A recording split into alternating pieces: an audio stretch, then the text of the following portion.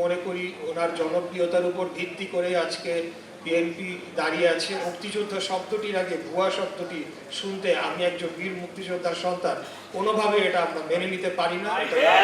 মহান স্বাধীনতার ঘোষক শহীদ রাষ্ট্রপতি জিয়াউর রহমানের আমাদের নতুন প্রজন্ম এবং বর্তমান প্রজন্ম কথা যদি আমি বলি, তাহলে আমাদের উচিত হবে ওনার বিষয়ে আরও গবেষণা করা এবং সেই গবেষণার মাধ্যমে ওনার সকল কর্মকাণ্ড বিশ্লেষণ করে রাষ্ট্র পরিচালনায় উনি যে ভূমিকা রেখেছেন সেই আদর্শকে ধারণ করে আগামী দিনে আমাদেরকে রাজনীতি করতে হবে।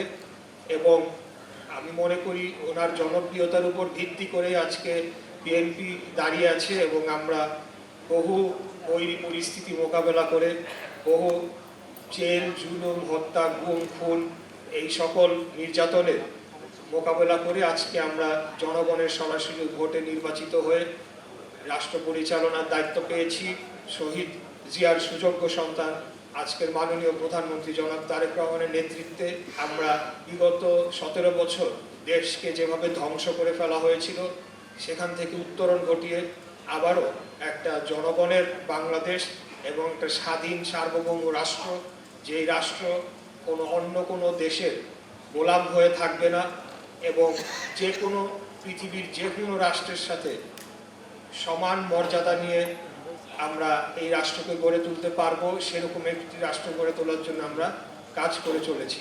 উনি একজন সেনা বাহিনীর সদস্য হয়েও যখন উনি রাষ্ট্র পরিচালনার দায়িত্ব নিলেন, উনি কিন্তু প্রথমেই বাংলাদেশে গণতন্ত্র প্রতিষ্ঠার জন্য একদলীয় যে বাকশাল ব্যবস্থা সেটিকে বিলুপ্ত করে বহুদলীয় গণতন্ত্রের পথ উন্মুক্ত করে দিলেন, স্বাধীন গণমাধ্যমের পথ উন্মুক্ত করে দিলেন। আমাদের সরকার মুক্তিযুদ্ধকে মনে করে যে এটি আমাদের পরিচয়, এটি আমাদের এই রাষ্ট্রের সূচনা এবং সেটিকে আমরা সর্বোচ্চ অগ্রাধিকার দিয়ে আমরা রাষ্ট্র পরিচালনা করে যাব আগামী দিনে, এটা আমাদের সংকল্প। বিগত 17 বছরে বহু মুক্তিযোদ্ধার তালিকায় অন্তর্ভুক্ত করার মাধ্যমে এক প্রকার মুক্তিযোদ্ধাদের অর্থাৎ আপনাদেরকে, জাতির শ্রেষ্ঠ সন্তান আপনাদেরকে হেয় প্রতিপন্ন অপমান করা হয়েছে বলে আমি মনে করি। কারণ এই তালিকায় যারা সশস্ত্র সংগ্রামে অস্ত্র হাতে নিয়ে জীবনের বাজি রেখে যুদ্ধ করেছেন কেবল তারাই সেখানে স্থান পেতে পারে। সেখানে অমুক্তিযোদ্ধা যারা মুক্তিযোদ্ধা ছিলেন না অথবা মুক্তিযুদ্ধের সময় তারা শিশু ছিলেন, তাদেরকে এখানে অন্তর্ভুক্ত করার মাধ্যমে হয়তো ফ্যাসিবাদী আওয়ামী লীগ তাদের রাজনৈতিক স্বার্থ চরিতার্থ করেছে বটে, কিন্তু সেই সাথে আপনাদেরকে অপমানের একদম চূড়ান্ত জায়গায় নিয়ে গিয়েছে। মুক্তিযোদ্ধা শব্দটির আগে ভুয়া শব্দটি শুনতে আমি একজন বীর মুক্তিযোদ্ধার সন্তান, কোনোভাবে এটা আমরা মেনে নিতে পারি না। মধ্যে এই বিষয়ে কার্যক্রম শুরু করেছি।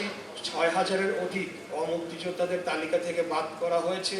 এই কাজটি সম্পন্ন করে জাতীয় মুক্তিযোদ্ধা কাউন্সিল, তারা যাচাই বাছাই সহ সমস্ত কিছু যাচাই শেষে যখন আমাদের মন্ত্রণালয়ে একটা সুপারিশ পাঠায়, সেই সুপারিশ আমরা তখন গ্যাজেট শাখায় পাঠিয়ে দিই। এটা হলো প্রক্রিয়া।